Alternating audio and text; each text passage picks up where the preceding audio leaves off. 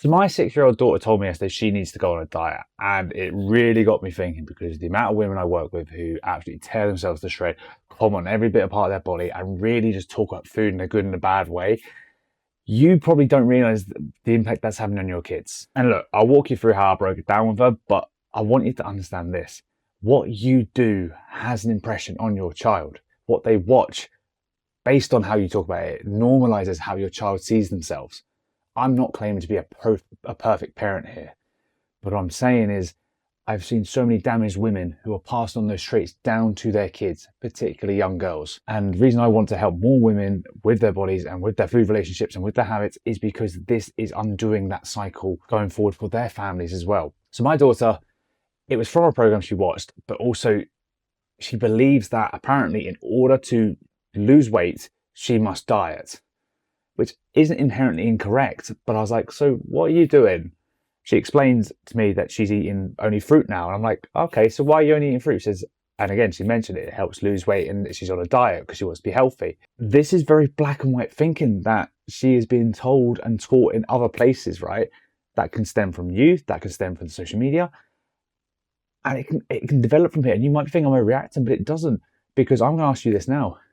How many of you probably are in the position you are now because your grandma, your mum, someone or some person you know commented on how you looked all the time? Oh, you're a bit big for that, or oh, that doesn't look that right for you.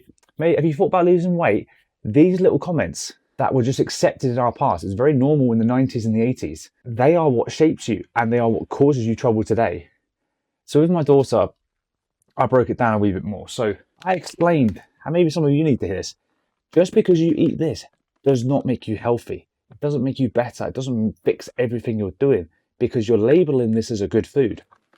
Inherently, if I eat this, this isn't unhealthy to eat this. It's not bad to eat this. What is unhealthy though is labeling either of those two as good or bad, or demonizing one, saying I can't have biscuits because I'll eat the whole packet. That's unhealthy. Saying I can only eat fruit for my snacks because otherwise I'll go off course. That's unhealthy. But you won't undo these behaviors. So I explained to my daughter, I said, look, I love the fact you're eating fruit. It's really, really good. You do need to eat more fruit because, you know, we don't eat as much fruit in this household. But I would love for you to be able to eat your fruit and still include something like a sweetie or a nice treat every single day, because it's healthy to have both. You just need to eat them in the right amounts. That's at 6 years old. I'm trying to teach her that. Yes, it might be a bit in-depth and complex, but I want to model that to her because I don't keep these out of the house. I try to control how much I eat of them. So when I have these, I'll take 2 to 3 biscuits. If I'm having a really bad day, I'll want 4 of them. But I'll take them away from the packet, go put the packet back. I'll always make sure I have fruit. Every single meal. At my breakfast, I'll have my frozen fruit on top of that. At my lunch, I'll always try to have a section of grapes. At my dinner, I'll try throwing some frozen onions or some frozen broccoli or frozen spinach. Something that's just really easy. Because that's what health is. It's about making a complete, healthy, balanced diet.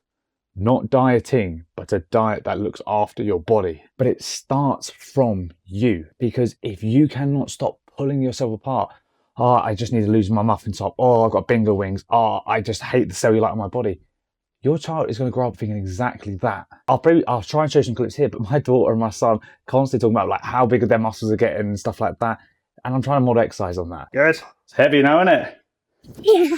Yeah. You thought that was easy, do you remember? Yeah. And relax. I've got it. Thank you. Oh. How hard How was do that? I feel? What Show the biceps. Show the camera your biceps. Show No. the camera your biceps. No. No, I just saw your biceps. You're bigger biceps than me, ain't you? Solid.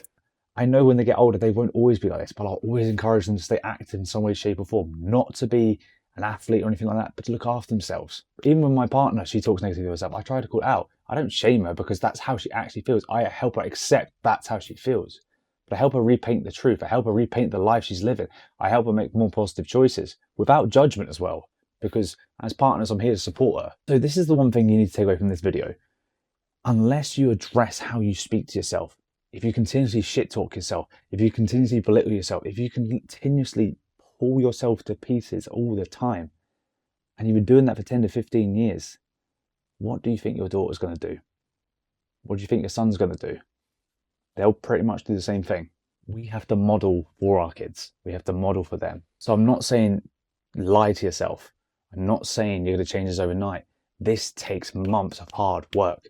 It's what I specialize in with all my clients, working on the stuff that goes on beyond the weight loss or alongside it that actually transfers to long-term transformation. So one question today, if you could look at the last 3 to 4 weeks of your training, of your nutrition, of what you've done to your body, name one positive change. And I bet there'll be a load of you who'll tell me that, well, I can't think of one thing. And therein lies the problem. You have probably made changes before. Look at that then. What one change did you notice? I bet some of you have lost some dress sizes. I bet some of you dropped some kilos. I bet some of you have seen improvement in your skin.